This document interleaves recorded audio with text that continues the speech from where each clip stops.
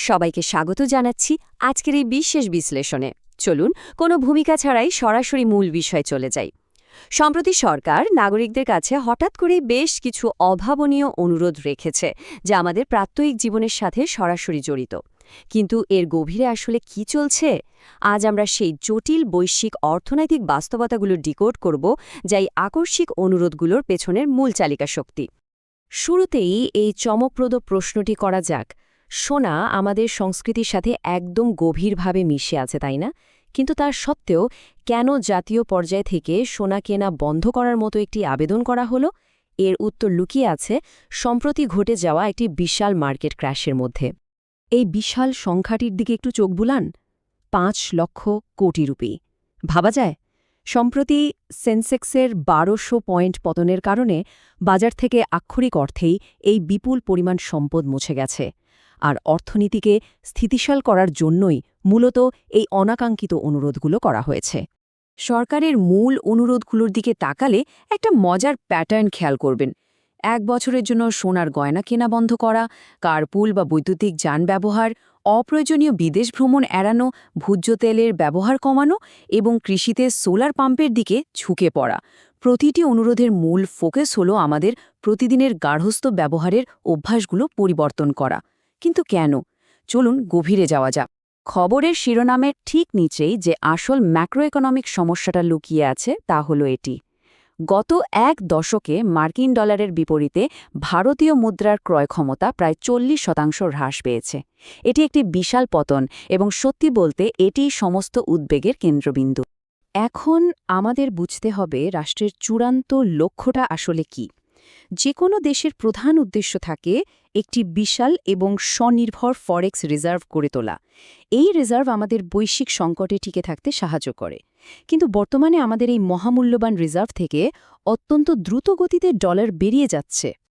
আর এই ডলার বেরিয়ে যাবার পেছনে মূল ভূমিকা রাখছে দুটি জিনিস, দ্য টুইন ড্রেইনস, তেল এবং সোনা। প্রতিদিন ৫ মিলিয়ন ব্যারেল তেল ব্যবহার করা হয়, যা সত্যিই বিশাল ব্যাপার। আর সবথেকে উদ্বেগজনক বিষয়টি হল এই বিপুল পরিমাণ তেলের ৮৫%ই আসে মধ্যপ্রাচ্যের হরমুজ প্রণালী দিয়ে।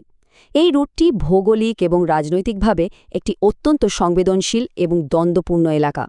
আর দামের কথা যদি বলি, বৈশ্বিক সংঘাতের কারণে তেলের দাম কিন্তু কমছে না।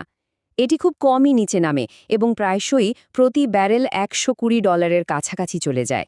এর সহজ অর্থ হল দেশের চাকা সচল রাখতে প্রতিদিন প্রচুর পরিমাণ ডলার দেশের বাইরে পাঠাতে হচ্ছে। কোনো উপায় নেই। এবার সোনার হিসাবটা দেখি। পরিসংখ্যানটা দেখলে আক্ষরিক অর্থে চমকে উঠতে হয়। ২০২২ সালে সরকার তার রিজার্ভের জন্য মাত্র ১২৫ টন সোনা কিনেছে, যেখানে সাধারণ নাগরিকরা কিনেছে ২৩০০ টন। এই বিশাল পরিমাণ সোনা কেনার কারণে কি পরিমাণ ডলার দেশের বাইরে চলে যাচ্ছে তা নিশ্চয়ই আর বুঝিয়ে বলতে হবে না। এখানে একটা অদ্ভুত সাংস্কৃতিক স্ববিরোধিতা রয়েছে।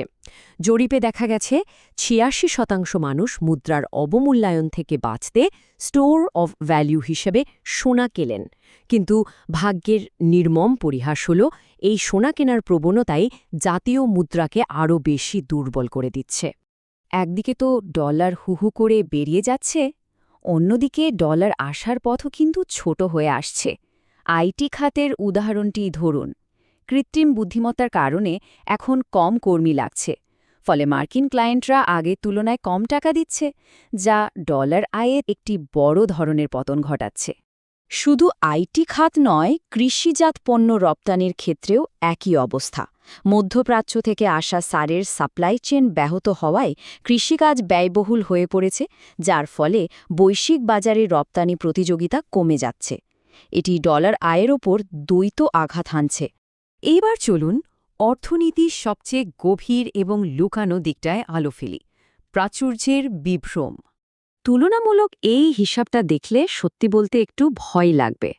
প্রতিদিন ৫ মিলিয়ন ব্যারেল তেল ব্যবহার করা একটি দেশের এমার্জেন্সি রিজার্ভ মাত্র ২১ মিলিয়ন ব্যারেল। চীন বা যুক্তরাষ্ট্রের মতো পরাশক্তিগুলোর বিশাল মজুদের তুলনায় এটি কতটা বিপজ্জনকভাবে কম তা স্পষ্টভাবে প্রমাণ করে আমরা ঠিক কতটা ঝুঁকিতে আছি।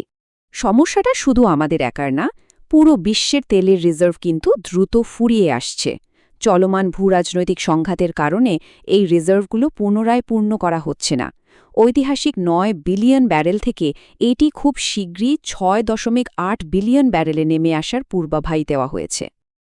জেপি মর্গ্যান একটা দারুণ উপমা দিয়েছে বিষয়টা বোঝানোর জন্য। ফোনে ২৫% ব্যাটারি থাকলে আমরা শুধু স্ক্রিনের আলো কমাই বা অ্যাপ বন্ধ করি, এটা একটা সাধারণ উদ্বেগের বিষয়।